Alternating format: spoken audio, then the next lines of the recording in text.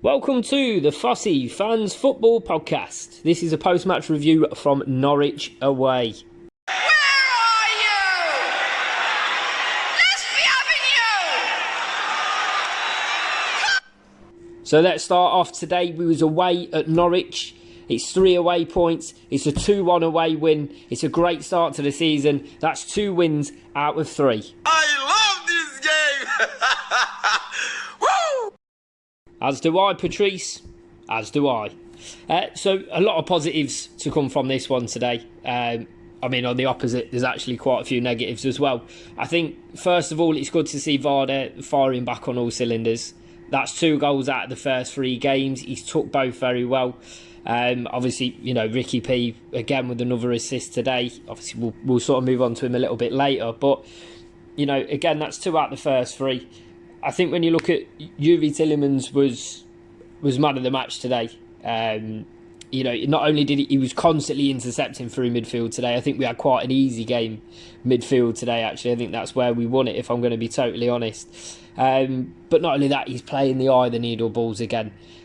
He's completely up to pace. I think a couple of seasons ago, especially last season, he seemed to start off quite slow and sluggish. So it's good to see that he's carried it all the way through. Obviously, the Euros would have been a benefit to that.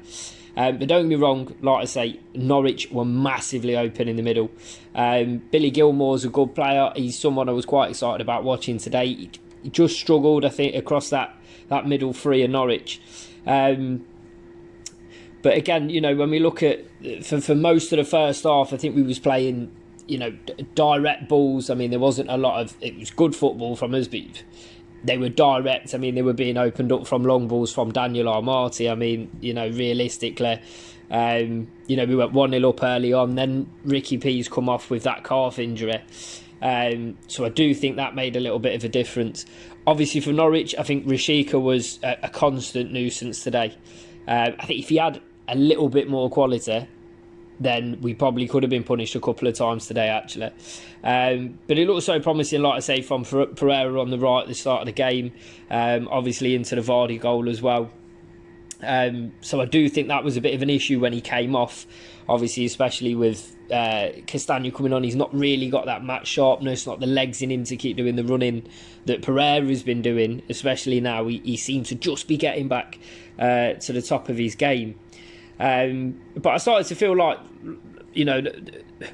again, we sort of hit this point where Maddison was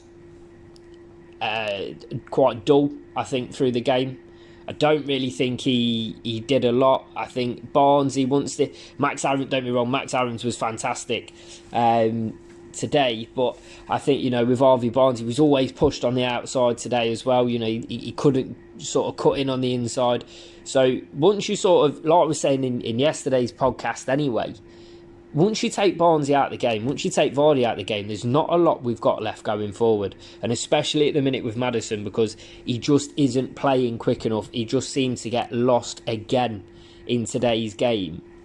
And then obviously, we move forward to the penalty. So let's be honest, there was no Bertrand in today. Obviously Luke Thomas played again. He's played pretty well the last 2 games. I don't think he deserved to lose his place. However, I probably would have gone with Bertrand today, especially, like I say, when he links up with Barnes, he brings Maddison into the game more. But again, Soyuncu, again, I said on yesterday's podcast, if he concentrates all game, then he's fantastic. He's a great player, he's got great quality. But let's be serious. Again, today he's gone to ground well too early for that challenge. You don't slide in the box anyway. Desperation, and we concede the penalty. I think Daniel Armati played pretty well today. I think Luke Thomas played pretty well. I think Castagna, obviously, like I say, he's lacking match sharpness.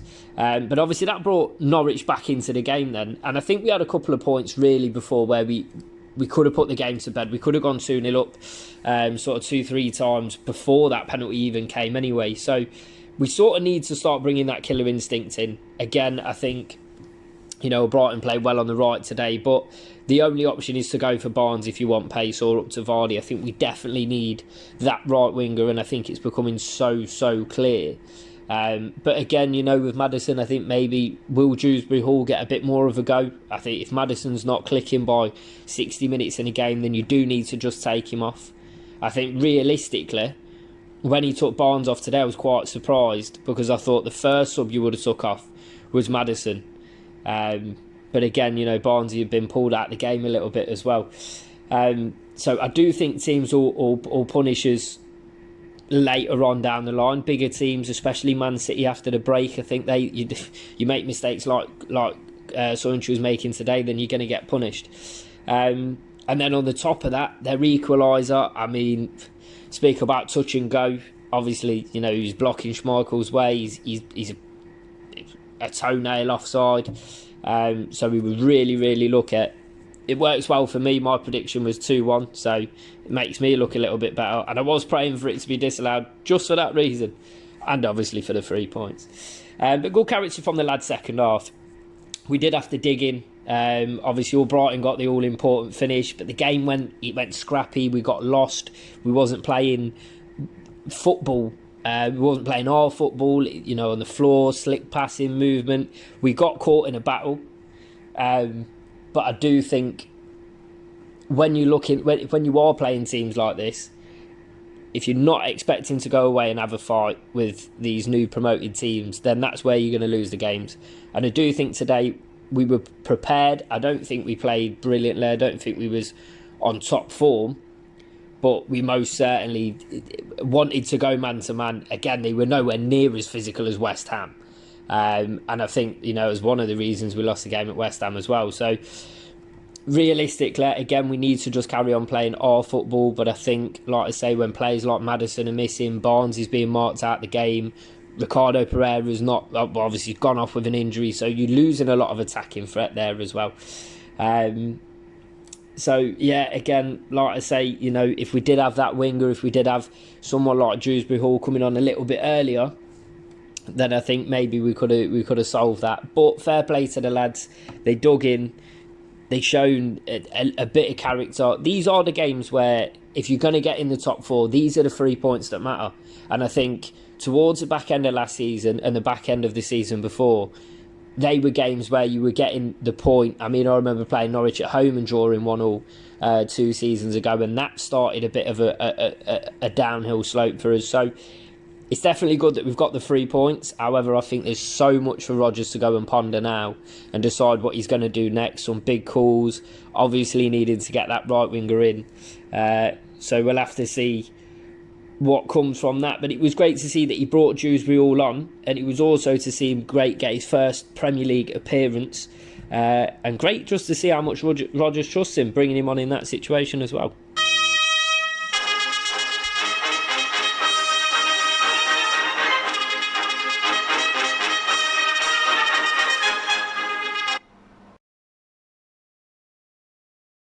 So overall, it was a good display from the Foxes. Hard fought, required us to dig in. And I think anyone, again, that thinks these games are easy, then you need to have a word. They are uncomfortable games. They are cup finals for teams. They are fighting for every single point. The crowds are going to be all over the players and the refs. So, we did dig deep. We've shown that little bit of extra quality. 100% absolute credit to Rodgers for changing it when he did. I've got to be honest, I would say that for the last couple of years he leaves decisions too late. It's 80 minutes when he's bringing players on. I thought when he brought Iheanacho on, I thought when he brought Dewsbury Hall on, they were the right decisions. I thought at the time when he brought Iheanacho on, I would have took Maddison off. But again, I probably wouldn't have won the game there, because if you look at the link-up play then between him, Maddison, Vardy and Albrighton, was that, absolutely fantastic. He's a good player. I know he's clumsy at times, Iheanacho, but I rate him quite a lot. And I do think that once we changed into sort of a diamond away from the 4-2-3-1, that created a little bit more space both for him, Maddison, Vardy. Obviously, Albrighton, deflected finish, but a good goal. It's great that it fell to him. Again, testament to his fitness, to his character, that he's managed to go through and do 90 minutes after not playing the last 2 games as well. So, like I say, fair play, right decision, right time, went on to win us the game. And And that's what we need to do for the rest of the season as well. And 2 wins from the first 3. It's a great start for the boys. Mixed performances so far. We've obviously got the international break. And then when we come back, obviously, it's Manchester City at home. That's on the 11th of September. So realistically, there needs to be a massive improvement in performance from today. There needs to be a massive improvement from what happened at West Ham. Wolves, again, was a good performance. Obviously went 5 at the back on after being 1-0 up, which I thought was personally I thought was a bad decision. But out of the 3 games, we've managed to get 6 points out of 9, and that's testament, because especially sometimes with us, if we don't turn up, then there's no way of grinding the 3 points out. So it is almost as important, the performances, as actually grinding the points out anyway. But again, great win. Fair play to the lads. Good to see Vardy firing. Shame that Pereira's out, but testament again. Timo's back. He's fit. He's ready. So it's good to have that little bit of depth. But we do need to start making, because Rodgers has got such a task on his hand with some of these injuries. We do need to start making sure that players are rotated and we're not suffering these injuries later on in the season as well. So to finish off today, a rundown of the scores on the doors. So Manchester City 5-0 at home to Arsenal.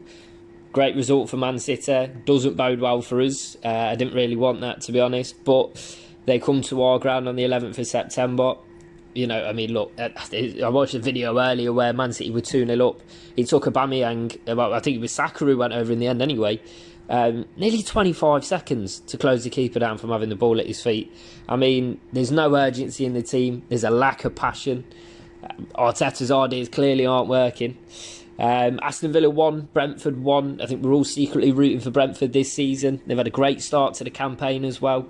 Again, one of them games against Arsenal. So it's going to be good to see how they do for the rest of the season as well. Brighton lost at home 2-0 to Everton. The Rafa Benitez era has started. Newcastle 2, Southampton 2. Southampton are a team I'd watch out for this year as well. I liked them last year, but again, Adam Armstrong, Che Adams, they seem to be linking up pretty well as a front two as well. West Ham 2, Palace 2. I don't know where this West Ham were last week. We played a super steroid West Ham. Obviously, we were 10 men as well. But Palace, Conor Gallagher, 2 goals. He's going to be a good player to watch out for this year. And the Super Sunday was Liverpool 1, Chelsea 1. And again, Chelsea dug deep against, well, obviously down to 10 men. Don't know what your opinions are about the handball. Feel free to drop us an email. Let us know your opinion. But again, it bounced off his leg. He's moved his arm towards it. By the letter of the law, it's a red card. And Chelsea dug deep second half. And a couple of times where I thought they might go and steal it as well. So that's all we've got for this week. Thank you so much for listening. Thank you so much for your support, both to the Foxes and to the podcast. Give me your reaction to this game. Obviously, either put it in the comments below. Feel free to email us at fosseyfootball@gmail.com. So that's obviously